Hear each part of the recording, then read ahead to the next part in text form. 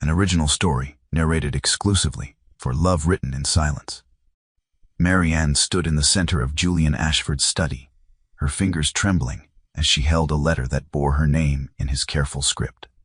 The afternoon light fell through tall windows onto stacks of correspondence she had never been meant to find. 3 years of words written to her, but never sent. 3 years of silence between them while he poured his heart onto pages she would never read. Until now. She looked toward the doorway, where his footsteps had faded moments before, her pulse racing with a question she could not yet name. What kind of man writes love letters he never intends to deliver?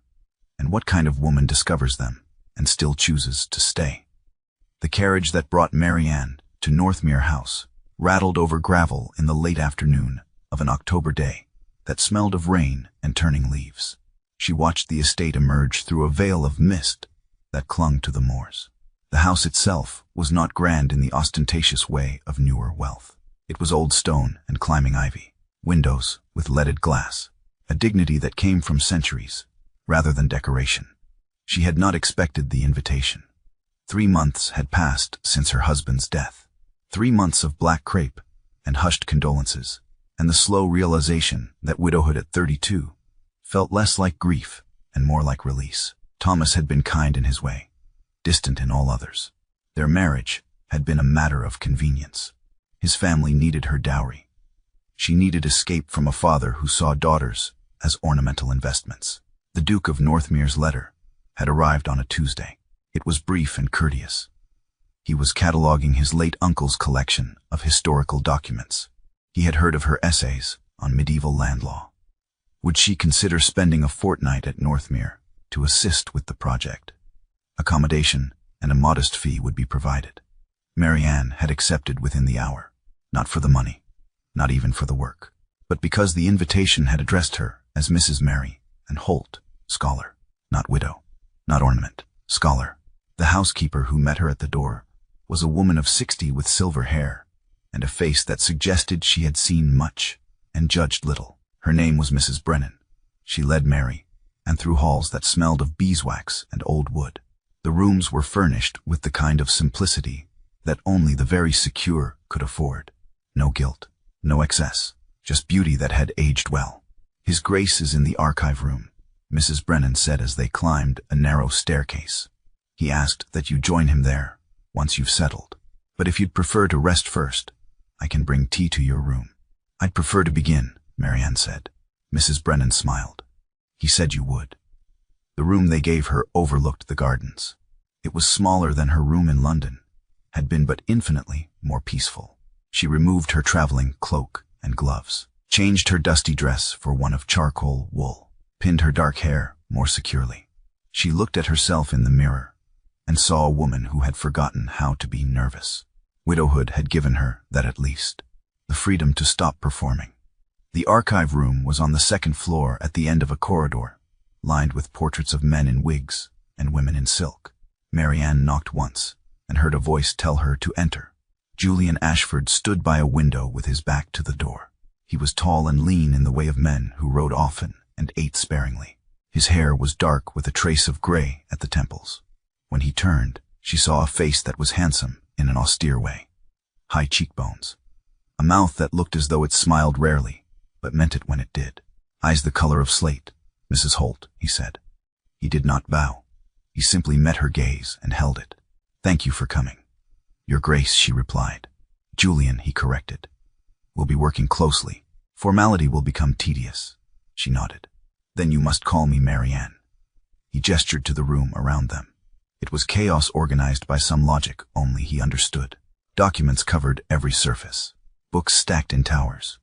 Maps unrolled and weighted with stones. The air smelled of parchment and dust and something faintly medicinal that she would later learn was the preservation oil he used on fragile pages. My uncle collected everything, Julian said. Letters, deeds, court records. Some of it is valuable. Most is simply old. I want to know what's here before I donate the collection to the university. Marianne moved to the nearest table. She picked up a land grant dated 1487. The ink was faded but legible. She felt the familiar thrill of touching history. This will take months, she said. Not a fortnight, I know, Julian replied. But a fortnight will tell me if the project is worth pursuing, and if you're the right person to lead it. She looked at him.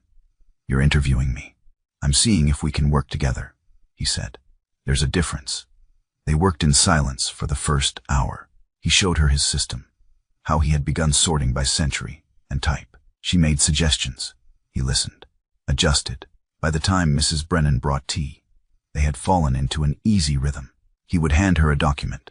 She would examine it and dictate notes. He would write them in his clear, precise hand. It was during the second hour that she noticed the locked drawer in the desk by the window. It was subtle. A small brass lock on the middle drawer of an otherwise unremarkable piece of furniture. She would not have paid it any attention except that Julian glanced at it twice, both times with an expression she could not name.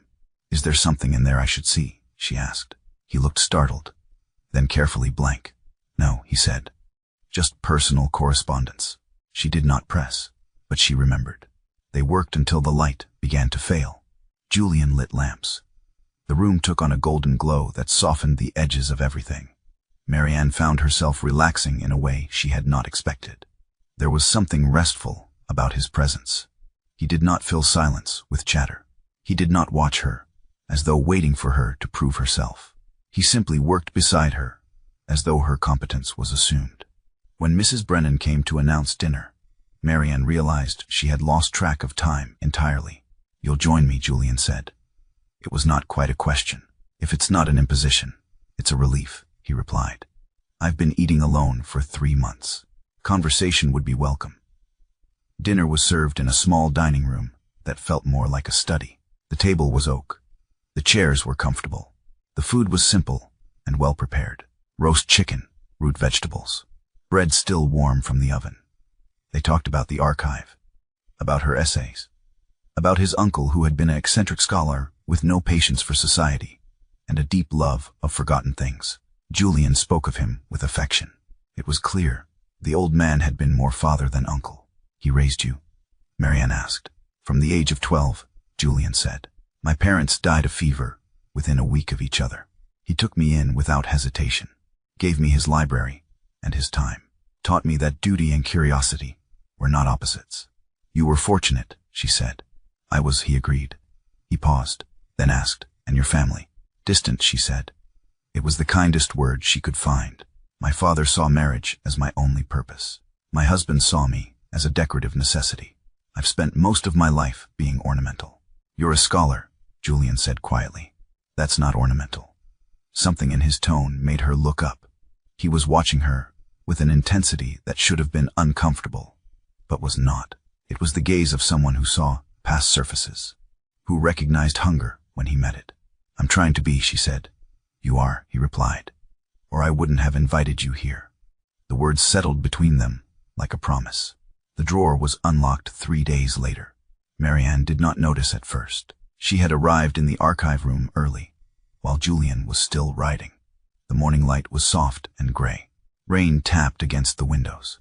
She had grown comfortable in this space, comfortable enough to move freely, to rearrange stacks, to open cabinets without asking. She was looking for a specific land survey when she tried the desk drawer. She expected resistance. Instead, it slid open easily.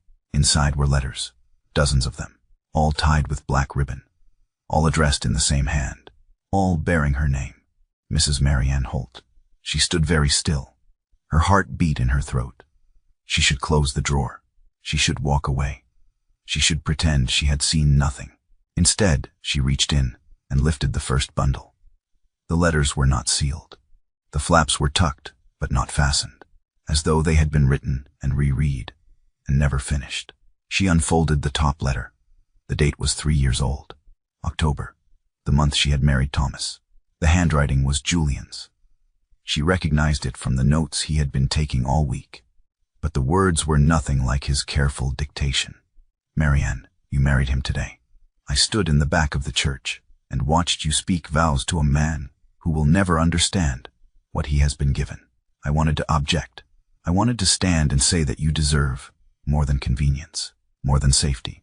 But I said nothing, because you made your choice. And because my wanting you does not give me the right to your life.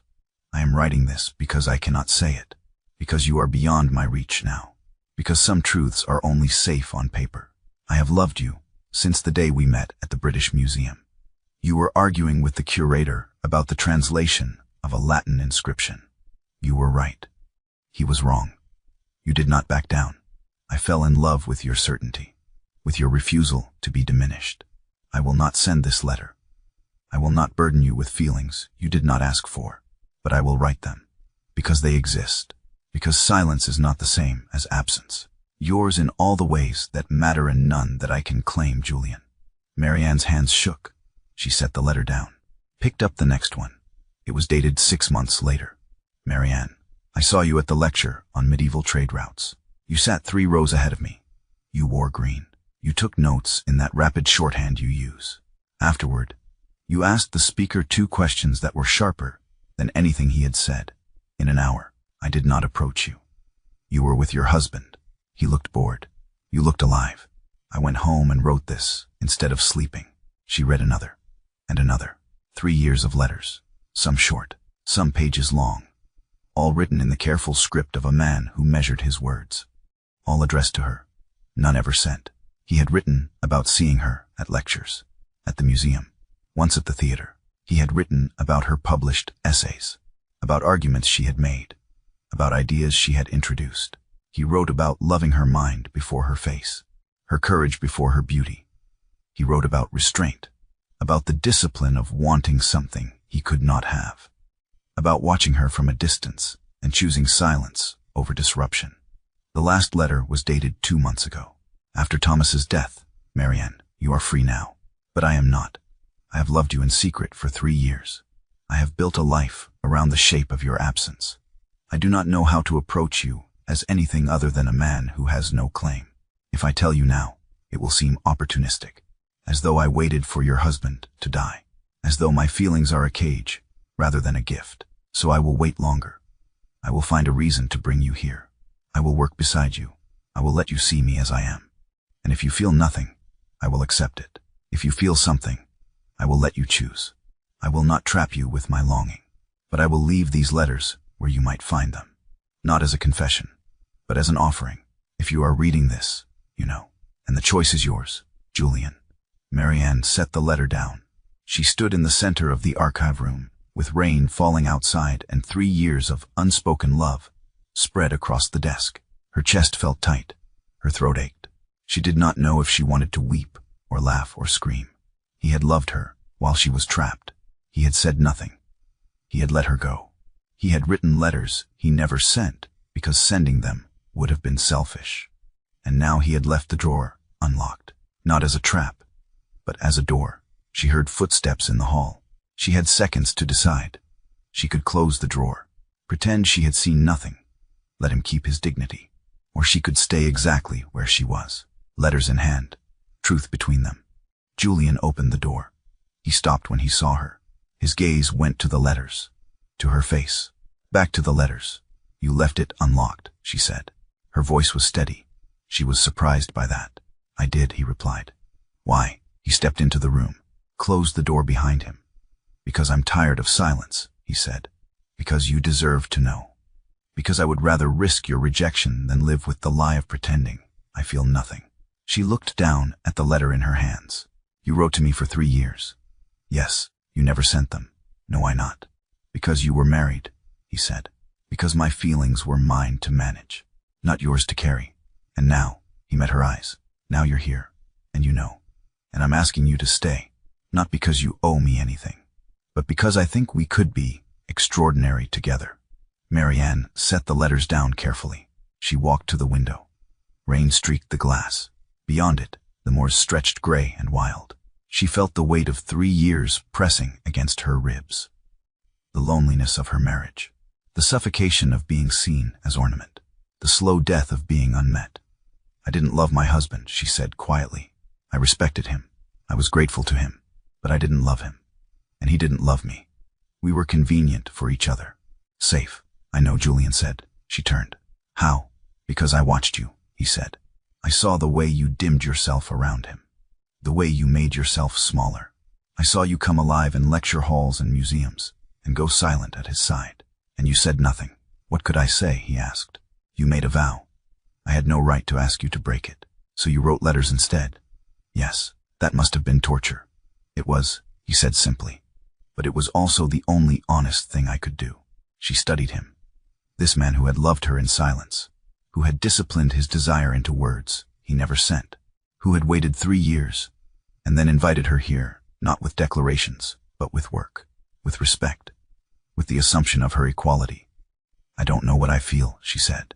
I'm not asking you to, Julian replied.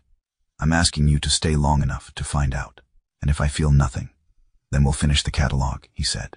And I'll write you a letter of recommendation that will open every academic door in England, and we'll part as colleagues. And if I feel something, his expression shifted. Something fierce and careful moved behind his eyes. Then we'll begin, he said, slowly, honestly, without pretense. Marianne looked at the letters on the desk. 3 years of longing turned into discipline. 3 years of love offered without demand. She thought of Thomas, of the marriage that had been a cage lined with silk. She thought of her father, who had seen her as investment, of a world that had taught her that being wanted meant being owned. Julian had wanted her, and he had let her go. He had loved her, and he had stayed silent, not because he was weak, but because he believed her freedom mattered more than his desire. I'll stay, she said. Relief flickered across his face. Thank you. But I need time, she added. I need to understand what this is, what you are, what I am outside of being someone's wife. Take all the time you need, Julian said. I've waited 3 years. I can wait longer. She almost smiled. You're very patient. I'm very stubborn, he corrected. There's a difference. This time she did smile, and something in the room shifted. The air felt lighter. The rain against the window sounded less like sorrow and more like music. They returned to work. But everything had changed. The silence between them was no longer neutral. It was full, waiting, possible. Marianne spent the next 2 days reading the letters in her room at night. She read them slowly, let the words settle. Julian had written about her work, about her ideas, about the way she framed arguments. He quoted her essays back to her, pointed out brilliance she had not known she possessed. But he also wrote about smaller things. The way she tilted her head when she was thinking, the way she laughed, the way she moved through the world with a quiet determination that refused to apologize. He wrote about wanting to know her, not possess her, know her. It was the most seductive thing anyone had ever said to her. She also noticed patterns in the dates. He had written most frequently during the first year of her marriage. The letters grew less frequent in the 2nd year. By the 3rd year, there were only a handful, as though he had been teaching himself to let go. The final letter, the one written after Thomas's death, was the longest. It was also the most vulnerable. He wrote about doubt, about wondering if he had wasted 3 years loving a woman who might never love him back, about the fear that his silence had been cowardice rather than honor. I do not know if I did the right thing, he had written. I only know I did the kind thing. And I hope that matters. Marianne folded the letter and set it aside. She stared at the ceiling of her room and felt something crack open in her chest. Not love, not yet, but the possibility of it, the permission to imagine it. She thought of Thomas, of the guilt she had carried for not grieving him more deeply.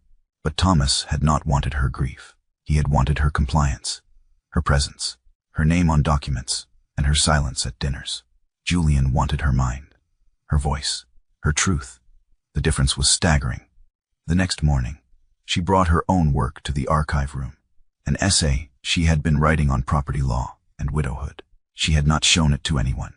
It was too raw, too angry, too honest. She set it on the desk between them. Will you read this? She asked. Julian looked up from the document he was examining. Of course. It's not finished, she warned. And it's not polite. Good, he said. He picked up the pages and began to read. She watched his face as he moved through the essay. She saw the moment he understood what she was arguing, saw his expression shift from interest to recognition to something that looked like pride. When he finished, he set the pages down carefully. This is brilliant, he said. It's angry, she corrected. It's both, he replied. And it should be. You're arguing that widowhood is the only legal freedom a married woman can access. That death is the price of autonomy. That's not just brilliant. It's necessary. She felt heat rise in her face. Not embarrassment. Something else. Something that felt like being seen. I didn't know if it was too much, she admitted. It's exactly enough, Julian said. Publish it. Let them be uncomfortable. Let them argue. You're right. And they need to hear it, even if it damages my reputation. Your reputation as what? He asked. As a woman who says only safe things. That's not a reputation worth protecting. She stared at him. You mean that? I do, he said. I didn't fall in love with a woman who hides. I fell in love with a woman who fights. Don't stop now. The words hung in the air. I fell in love. Present tense. Not past. Not hypothetical. Real. Marianne looked down at her essay, at the pages that contained 3 years of fury and grief and clarity. She had written them in the small hours of her widowhood, when she could not sleep, when the silence of her house had felt like freedom and failure all at once. She had written them because she needed to say something true, and Julian had read them and told her to say it louder. Thank you, she said quietly. For what? For not asking me to be smaller. His gaze held hers. I never will. The afternoon tea arrived with a visitor Marianne had not expected. Lady Cressida Talbot swept into the drawing room in a gown of deep blue silk and a hat adorned with feathers that looked like weapons. She was beautiful in the way of women who had been told so often that beauty became armor. Her smile was sharp. Her eyes were sharper. Julian, she said, extending a gloved hand. How lovely to see you. And you must be the widow. Marianne stood. Mrs. Holt, she said evenly. Of course, Cressida replied. Her gaze traveled over Marianne's simple gray dress and unadorned hair. How industrious of you to be working. Most widows spend their time weeping. I've never been most widows, Marianne said. Cressida's smile thinned. She turned to Julian. I came to invite you to the Haverford ball next week. It will be dreadfully dull without you. I'm occupied, Julian said. His tone was polite but final. With dusty papers. Cressida laughed. It was a practiced sound, musical and empty. Surely you can spare one evening. No, Julian said. I can't. Cressida's expression flickered. Something cold moved behind her eyes. She looked at Marianne, then back at Julian. I see, she said softly. How unexpected. Mrs. Brennan poured tea. The silence stretched. Marianne could feel Cressida's calculation, could see the moment. The other woman decided to strike. Tell me, Mrs. Holt, Cressida said, her voice light and poisonous. How long were you married before your husband died? 3 years, Marianne replied. And how long has he been gone? 3 months. 3 months, Cressida repeated. She sipped her tea. And already you're living in the home of an unmarried man. How very modern of you. The accusation was delicate, wrapped in silk, but it was an accusation nonetheless. Marianne set her cup down carefully. I'm working, she said, as a scholar, not as a guest. Of course, Cressida said, though I wonder what society will make of the distinction. I don't care what society makes of it, Marianne replied. How fortunate for you, Cressida said. She turned to Julian. Though I imagine His Grace cares a great deal. Reputation is such a fragile thing, especially for a duke. Julian's expression was stone. My reputation will survive, he said, as will Mrs. Holt's, unless you intend to damage it. Cressida's smile was all teeth. I would never, she said, but people do talk, and widows who move too quickly from mourning to employment are often misunderstood. Then let them misunderstand, Julian said. His voice was cold. Mrs. Holt is here at my invitation. She is under my protection, and anyone who questions her character will answer to me. The room went silent. Cressida's face paled, then flushed. She stood abruptly. I see I've overstayed my welcome, she said. Good day, Your Grace, Mrs. Holt. She left in a rustle of silk and barely contained fury. Marianne waited until the door closed. Then she looked at Julian. She'll spread rumors, she said. Let her, Julian replied. It will hurt you. It will inconvenience me, he corrected. There's a difference, Julian. No, he said firmly. He crossed the room and stood in front of her. I will not ask you to leave because someone like Cressida Talbot decides to wield gossip like a blade. I will not let you be driven away by people who see intelligence as a threat and independence as a scandal. But your reputation is mine to risk, he said. And I'm risking it, gladly, for you. She stared at him, at this man who had loved her in silence for 3 years, who had written letters he never sent, who was now standing between her and the world's judgment without hesitation. Why, she whispered. Because you're worth it, he said simply. Because I've spent 3 years watching you be diminished by people who couldn't see your value. I won't be one of them. Not now. Not ever. Something broke open in her chest. Not love. Not yet. But the beginning of it. The first crack in the wall she had built around her heart. Thank you, she said. He smiled. It was the first real smile she had seen from him. It transformed his face, made him look younger, less guarded. You're welcome, he said. Now, shall we return to work? Or shall we spend the afternoon worrying about what Cressida Talbot thinks? Marianne laughed. It surprised her. Work, she said. Definitely work. They returned to the archive room. But something had shifted again. The air between them was charged, possible, dangerous, and Marianne found she did not mind the danger at all. The broken wax seal appeared 2 days later. Marianne found it on her desk in the archive room. A small circle of red wax stamped with Julian's crest. It had been snapped in half. The pieces lay side by side, like a confession. She picked them up, turned them over in her palm. The wax was old, the edges worn. This was not from a recent letter. This was from something written long ago. Julian entered the room as she was examining it. He stopped when he saw what she was holding. Where did you find that? He asked. On my desk, she said. You left it here. No, he said slowly. I didn't. She looked up. His expression was strange. Half confusion, half recognition. Then who did? He crossed the room and took the wax from her hand, studied it. This is from the first letter I wrote you, he said quietly. 3 years ago. I sealed it. Then broke the seal because I couldn't send it. I kept the pieces. I don't know why. Where were they? In the drawer, he said. With the letters. Someone moved them, Marianne said. They looked at each other. The implication settled between them. Someone had been in the archive room. Someone had gone through the drawer. Someone wanted them to know. Cressida, Marianne said. Julian's jaw tightened. She was here yesterday, while we were riding. Mrs. Brennan mentioned it. What was she doing? Looking for me, he said. Or so she claimed. Marianne felt cold. She found the letters. Possibly. She'll use them. Probably. Julian agreed. He set the broken seal on the desk. But she can't prove anything. The letters were never sent. They're private correspondence.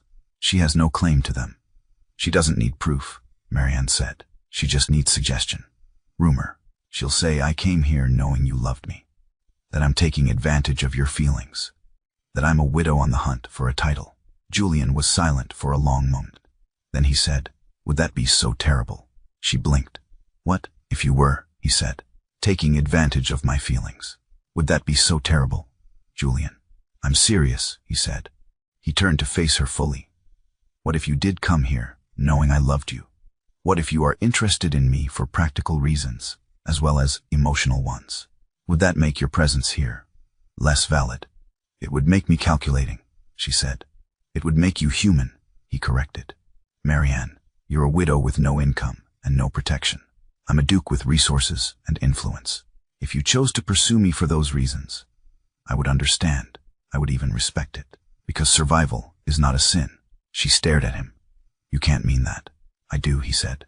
I fell in love with your mind, with your courage, with your refusal to be ornamental.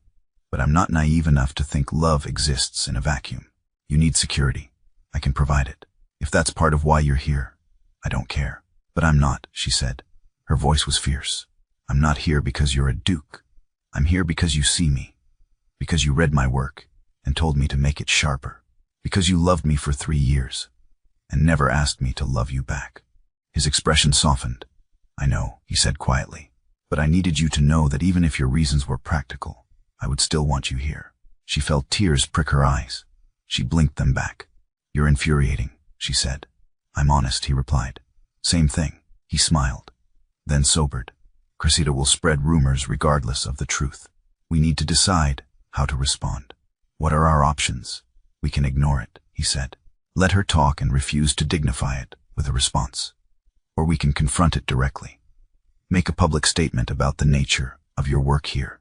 Or, Marianne said slowly, we can give her something real to talk about. Julian went very still. What do you mean? She met his gaze. I mean that if she's going to accuse us of impropriety, we might as well be improper.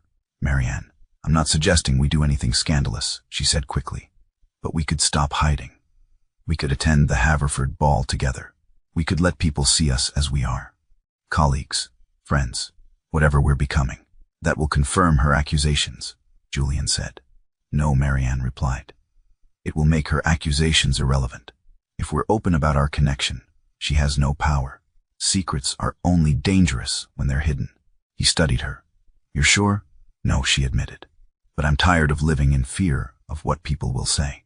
I did that for 3 years. I'm not doing it anymore. Julian was quiet for a long moment. Then he nodded. All right, he said. We'll go to the ball, together, openly, and we'll let them think what they will. And if they think the worst, then they're not worth our concern, he said. She smiled. You're very sure of yourself. I'm very sure of you, he corrected. The words settled between them, like a vow.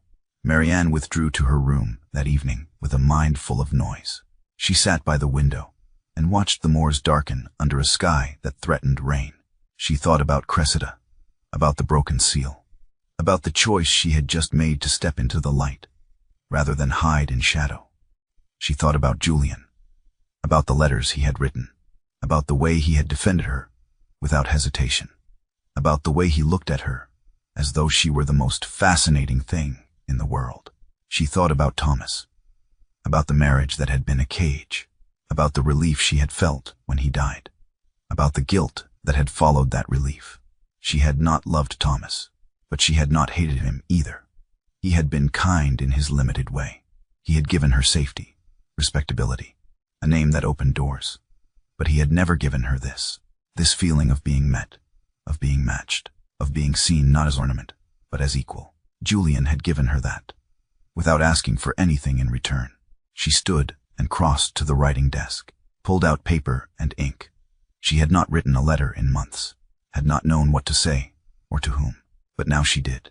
Julian, I am writing this because you wrote to me for 3 years, and I want you to know what it means to receive words meant only for you. I don't know what I feel yet. I know I am drawn to you. I know I respect you. I know that when I am with you, I feel more like myself than I have in years. But I also know I am afraid. I was married to a man who saw me as decoration. I am terrified of becoming that again, of being wanted for what I represent, rather than who I am. You say you love my mind, my courage, my work. I believe you. But I need time to believe it fully, to trust that your love is not a cage disguised as freedom. I am staying. I am going to the ball with you. I am stepping into whatever this is between us. But I am doing it slowly, with my eyes open, with my heart guarded. If you can accept that, then we will see what we become. If you cannot, I will leave with gratitude and no bitterness. Yours in uncertainty and hope, Marianne. She sealed the letter, walked down the hall to the archive room, slipped it under the door. Then she returned to her room and waited. The reply came an hour later. A single page slipped under her door. Marianne, take all the time you need. Guard your heart as long as necessary. I will wait. I will prove myself. I will love you at whatever pace you can bear. And when you are ready, if you are ever ready, I will be here. Yours in patience and certainty, Julian. She read the letter 3 times, then folded it carefully and placed it in the drawer of her writing desk. For the first time in 3 years, she felt something that might have been hope. The archive room became a place of quiet revelation over the next few days. Marianne and Julian worked side by side, cataloging documents and debating interpretations. But beneath the work, something else was happening. They were learning each other.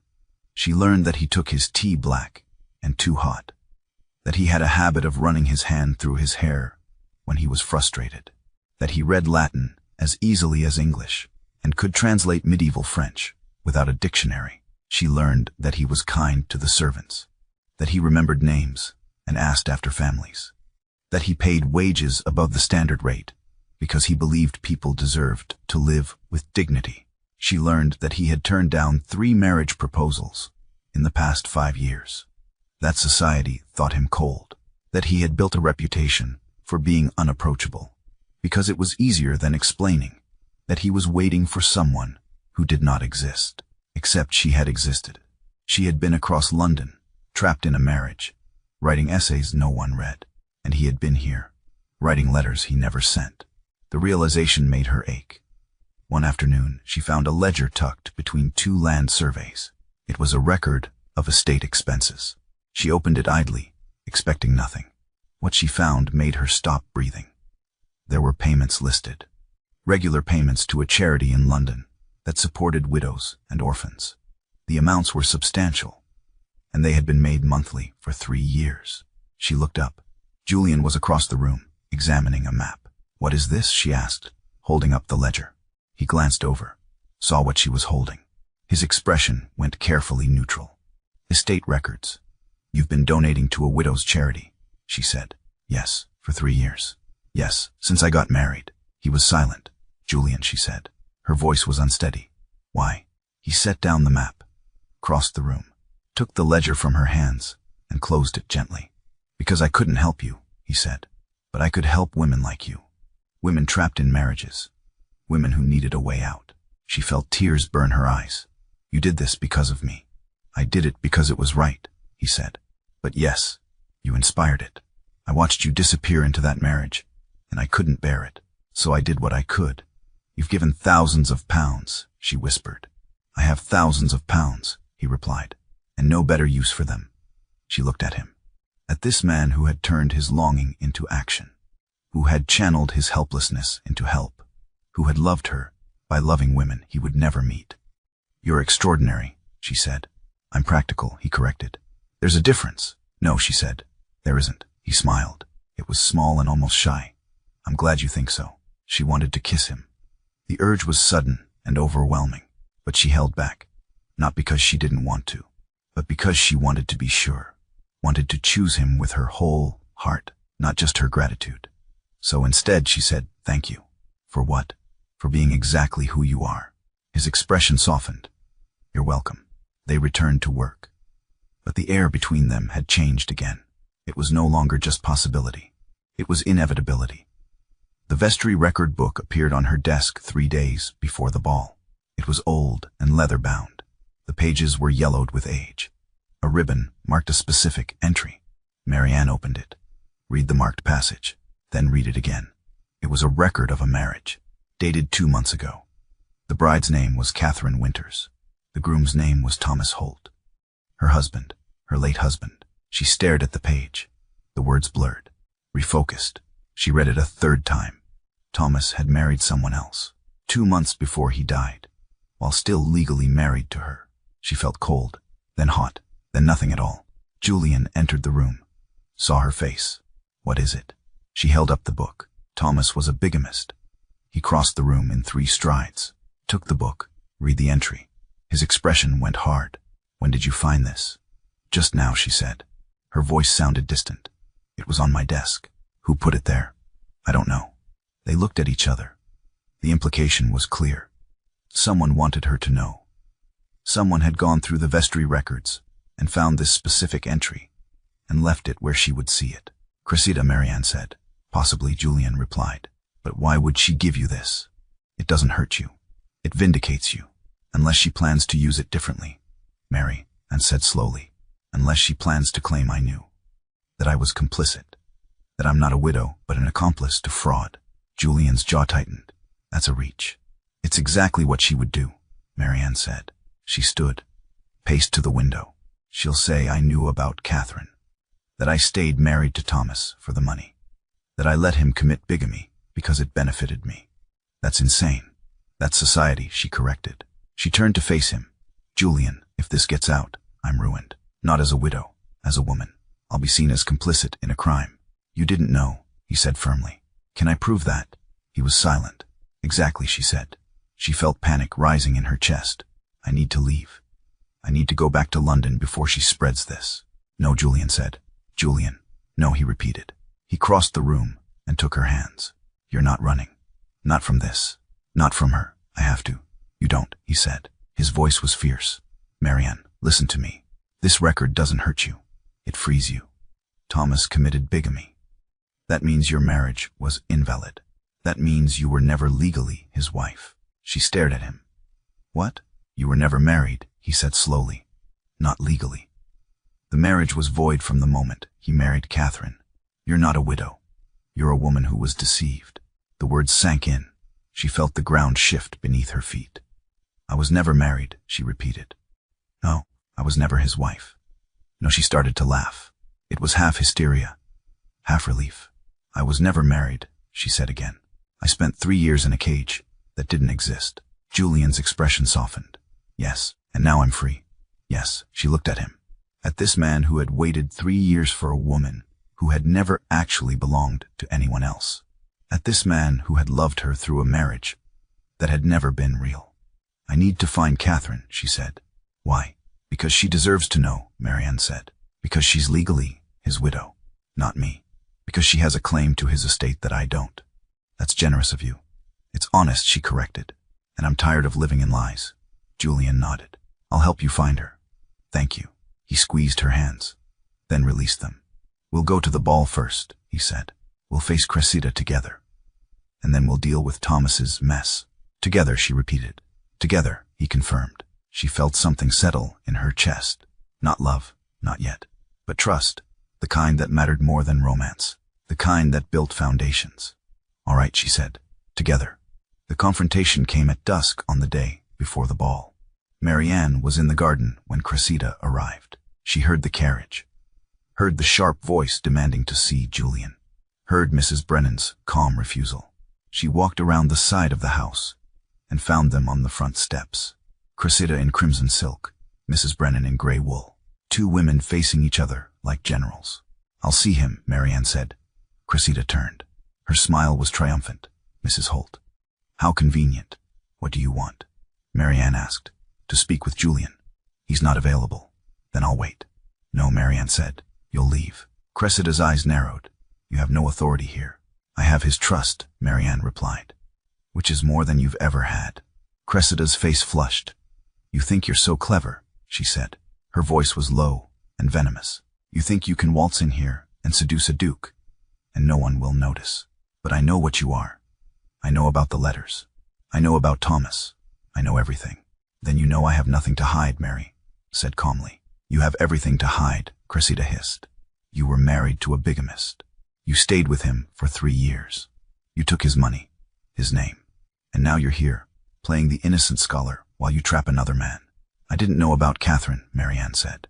And I didn't trap anyone. Prove it. I don't have to, Marianne replied. Because unlike you, I'm not interested in what people think. I'm interested in what's true. Cressida stepped closer. The truth is that you're a fortune hunter, a widow who couldn't wait to sink her claws into the nearest title. The truth, Marianne said quietly, is that you're terrified. You thought Julian would eventually settle for you. You thought if you waited long enough, he would run out of options. But he didn't. He found someone he actually wants, and you can't stand it. Cressida's hand flew up. Marianne caught her wrist before the slap could land. Don't, Marianne said. Her voice was steel. Don't make this uglier than it already is. Let go of me, Cressida said. Gladly, Marianne replied. She released Cressida's wrist. Now leave. And don't come back. You can't order me. I can, Julian said. They both turned. He was standing in the doorway. His expression was cold, furious. Julian, Cressida said. Her voice shifted, became pleading. She attacked me. I saw what happened, Julian said. You tried to strike her. She defended herself. Now leave my property, and don't return. You're choosing her. Cressida's voice rose. You're choosing a widow with no name, and no prospects over me. I'm choosing a woman of intelligence and integrity over a woman who wields cruelty like a weapon, Julian said. Yes, every time. Cressida's face went white, then red. You'll regret this, she said. I doubt it, Julian replied. Cressida looked between them, then turned and walked to her carriage. She climbed in without another word. The carriage rattled away down the drive. Marianne let out a breath she hadn't known she was holding. Julian descended the steps, stood beside her. Are you all right? Yes, she said. Then more honestly, no. But I will be. She'll spread rumors. Let her, Marianne said. I'm done caring what people like her think. Julian smiled. Good. They stood in silence for a moment. The sun was setting. The sky was gold and pink and violet. The air smelled of roses and coming rain. Thank you, Marianne said. For what? For choosing me. I chose you 3 years ago, Julian said quietly. I've just been waiting for you to choose me back. She looked at him. At this man who had loved her in silence, who had defended her without hesitation, who had seen her at her worst and her best and wanted her anyway. I'm choosing you, she said. Not because you're a duke, not because you can protect me, but because when I'm with you, I feel like I can breathe. His expression shifted. Something fierce and tender moved across his face. Marianne, she stepped closer. I'm choosing you, she repeated, slowly, carefully. But I'm choosing you. That's all I need, he said. She smiled. Good. They stood together as the sun set, and the stars began to appear. And for the first time in 3 years, Marianne felt like she was exactly where she was meant to be. The kiss happened the next evening. They were in the archive room, preparing for the ball. Marianne was wearing a gown of deep green silk that Julian had insisted on buying. She had protested. He had ignored her. The gown fit perfectly. She was standing by the window, watching the last light fade, when he came up behind her. Are you nervous? He asked. Terrified, she admitted. Good, he said. So am I. She turned. You're never nervous. I'm always nervous around you, he replied. I'm just good at hiding it. She studied him. He was in evening dress. Black coat, white cravat. He looked like every other aristocrat she had ever met, except he wasn't. He was Julian, the man who wrote letters he never sent, the man who donated to widows' charities, the man who loved her mind before her face. Why are you nervous? She asked. Because I'm about to walk into a room full of people who will judge us, he said. I don't know if I can protect you from that. I don't need you to protect me, she said. I need you to stand beside me. I can do that, he said. Then we'll be fine. He smiled, then sobered. Marianne, before we go, I need to tell you something. What? I spoke with my solicitor yesterday, he said. About Thomas, about the bigamy, about your legal status.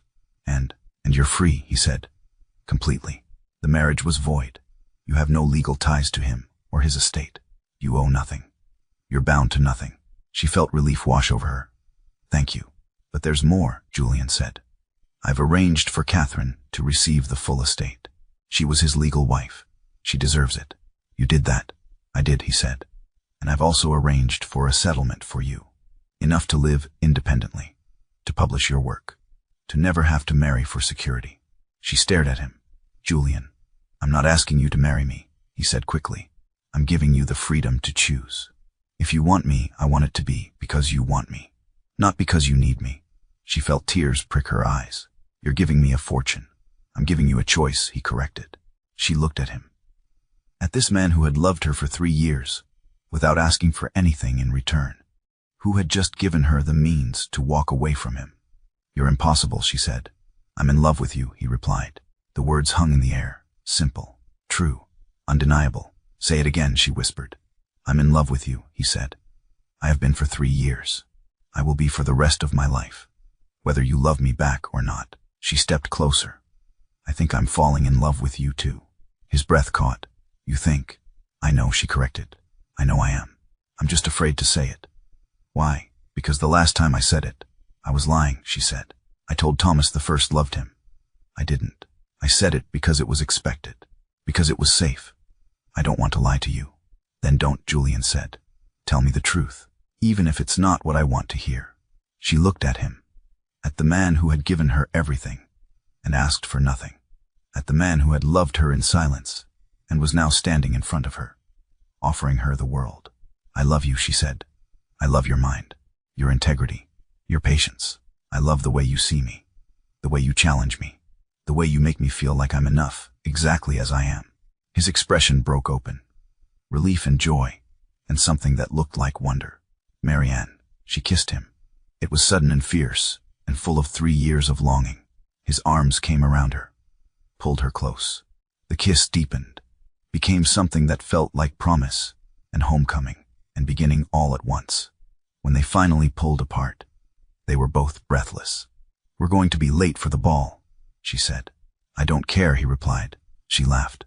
We have to go. We have to face them. I know, he said. He rested his forehead against hers.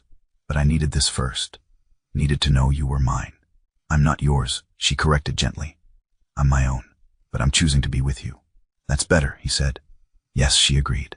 It is. They stood together for another moment, then straightened their clothes, smoothed their hair, prepared to face the world. But before they left, Julian took her hand. Whatever happens tonight, he said, we face it together. Together, she agreed. And they walked out into the night. The sacrifice came to light 3 days after the ball. Marianne was in the archive room when Mrs. Brennan brought her a letter. It was from Catherine Winters, the woman Thomas had married while still married to Marianne. Mrs. Holt, I received word from the Duke of Northmere's solicitor regarding the estate. I am writing to thank you for your extraordinary generosity. I did not know Thomas was already married when we wed. I believed him to be a widower. When he died, I was left with nothing. His debts consumed everything. The solicitor informed me that you could have contested the settlement, that you could have claimed the estate as Thomas's first wife. But you chose not to. You chose to let me have what was legally mine. I also learned something else. The solicitor let slip that the Duke paid Thomas's debts, all of them, thousands of pounds. He did this so that I would not inherit ruin, so that I could start again. I do not know why he did this, but I suspect it was for you, because you asked him to, because you are the kind of woman who helps strangers even when you owe them nothing. Thank you for your kindness, for your grace, for seeing me as a person rather than an obstacle. I hope you find happiness. You deserve it. Yours in gratitude, Catherine Winters. Marianne read the letter twice, then set it down carefully. She walked to Julian's study, found him at his desk. He looked up when she entered. You paid.